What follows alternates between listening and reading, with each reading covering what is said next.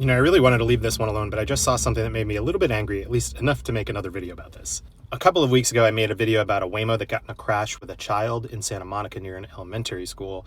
The child supposedly only had minor injuries, and Waymo said that its vehicle was able to brake from 17 miles an hour down to 6 miles an hour before it made impact. But there's still a lot we don't know about that crash, and there are multiple investigations into it, so we're still waiting for a lot of answers. What I want to talk about today is the Washington Post editorial board just wrote this. Now, I don't really want to argue the premise of the opinion piece here. In fact, I think it's poorly argued on its own, but that's for another day.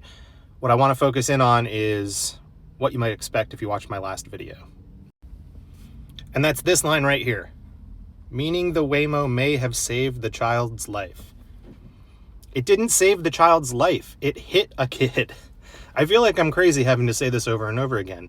It's great that the technology appears to have performed better than a human would have in that situation. But if you remove the Waymo from that situation, the child didn't get hit. The car hit the kid. It's good that it's minimizing the damage, but I just feel like everybody's going crazy in the way that they're trying to think about how to argue in favor of the Waymo here. And I might add, as I pointed out in the last video that I made, really buying the company's line. Anyways, it really sucks what's happening to the Washington Post. I really hate what Jeff Bezos has done to it.